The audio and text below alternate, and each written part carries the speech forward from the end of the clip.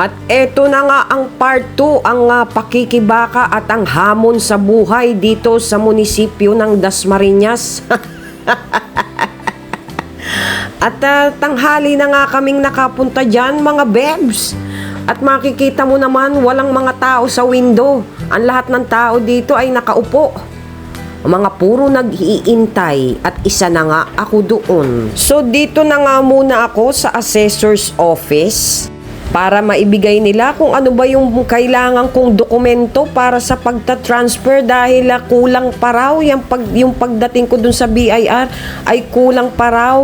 Meron pa raw certification. Hindi ko alam kung anong klaseng certification yon. Ang alam ko lang certification is yung no improvement. Kaya dito sa assessor's office ay iga-guide ka nila kung anong klaseng certification yon. At eto nga mga bebs, ang aking numero ay 344. Ayan, ay 445 mga bebs. At doon pa lang ay nawala na yung number. Hindi ko alam kung anong number na. Ang alam ko kanina ay nasa 322. 445 ako. So, 2:00 na yan ng hapon, mga bebs. So, 100 katao pa ang lalagpasan ko bago ako makapagbayad. Tapos, bago ko makuha yung dokumento, 7 days daw.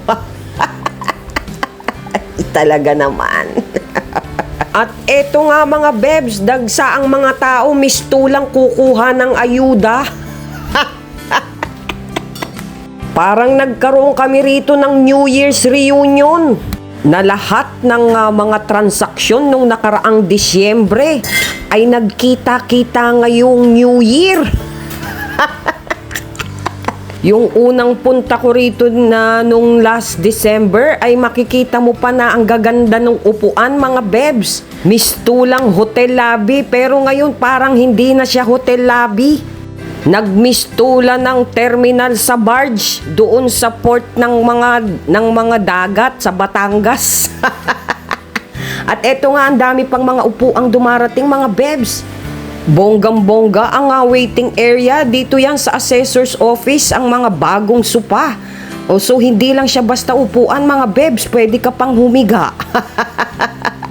Dahil ang lalapad ng kanyang mga upuan. So yun lang mga bebs, at mapagpalang hapon sa inyong lahat at sumainyo ang kapayapaan. Good vibes! Mwah!